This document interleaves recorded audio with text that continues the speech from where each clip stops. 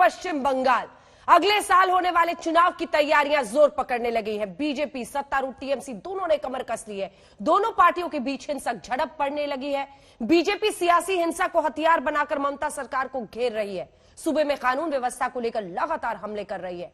ऐसे में सवाल ये कि कहीं खून की राजनीति तो बंगाल की चुनाव नीति नहीं बनती चली जा रही फिर से? यह रिपोर्ट, फिर चर्चा की शुरुआत।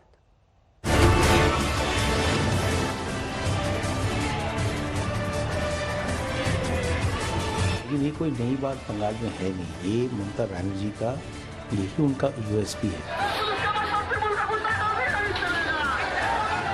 मेरे ऊपर हमला कोई नई बात नहीं है, 50 बार हो चुका है।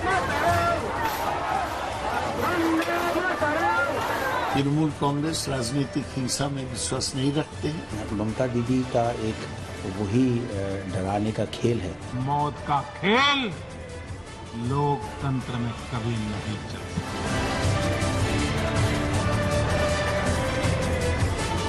ना हम राजनीतिक हिंसा करते हैं। हालात मान्यवर बहुत भयानक हैं, भयावह स्थिति है।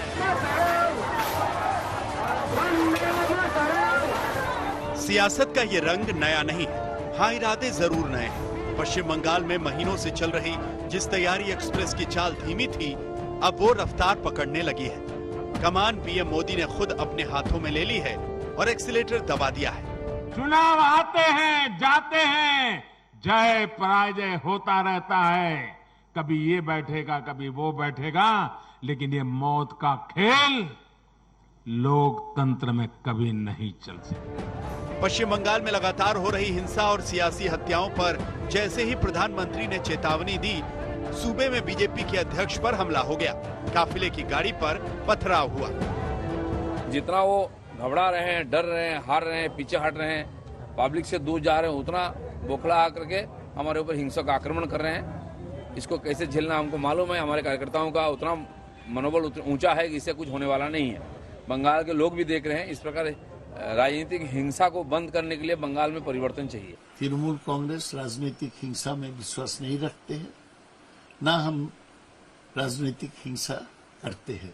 अगर कहीं ऐसा घटना होता है तो हम उसको निंदा करते हैं, लेकिन बीजेपी लाश का तलाश में है।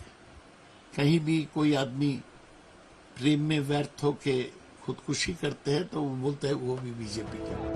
सूबे में बीजेपी के मुखिया के काफिले पर पथराव ने ममता के खिलाफ बीजेपी के हथियार को नई धार दे दी है। कई जगहों पर विरोध प्रदर्शन शुरू हुआ तो टीएमसी कार्यकर्ताओं के साथ झड़प की खबरें भी आईं। बिहार के परिणाम की गूंज ममता बनर्जी जी के बौखलाहट का कारण बन रही है कि ममता बनर्जी बहुत सहमी हुई हैं। जो सत्ता से उनका प्यार है वो कहीं ना कहीं डरी हुई है कि सत्ता ना चली जाए। दरअसल पिछले कुछ महीनों से पश्चिम बंगाल में लगातार सियासी हत्याओं की खबर आ रही है। आंकड़े गवाही दे रहे हैं कि पश्चिम बंगाल में बीजेपी और टीएमसी के बीच खूनी संघर्ष किस तरह बढ़ते जा रहे हैं। बंगाल में 2018 में 12 सियासी हत्याएं हुई थी। 2019 में भी सियासी झड़प में 12 कार्यकर्ताओं ने जान गंवाई। 2020 में अब तक 14 लोगों की हत्या हो चुकी है। सियासी हिंसा को लेकर बीजेपी सत्तारूढ़ टीएमसी को कटघरे में खड़ा कर रही है। यहाँ तक कि राज्यपाल भी चिंता जता रहे हैं। हालात मान्यवर बहुत भयानक हैं, भयावह स्थिति है। कुछ भी करो, है कहाँ? We must show it on ground. राजनीतिक हिंसा के आरोपों को टीएमसी भले खारिज कर दे, लेकिन बंगाल में लगातार अपनी मौजूदगी दर्ज करा रही बीजेपी उसकी चुनौती है। ऐसे में एक और ममता सरकार ने जहां 16,500 टीचर भर्ती की प्रक्रिया शुरू की है, तो महंगाई जैसे मुद्दों पर प्रधानमंत्री मोदी को चिट्ठी लिखकर केंद्र सरकार को घेरने की कोशिश की है। लेकिन दीदी की चुनौती तब दोगुनी हो जाती है जब ओवैसी भी बंगाल में एंट्री मारेंगे। हम आ रहे बंगाल को, आ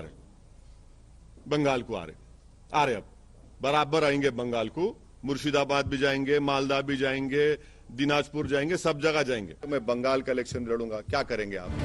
इसमें कोई शक नहीं कि बिहार की जीत के बाद बीजेपी बंगाल में कोई कोर कसर नहीं छोड़ेगी। अमित शाह का 2 दिनों का दौरा और उसके बाद पीएम मोदी का बयान इस बात की तस्दीक करते हैं। आज तक ब्यूरो।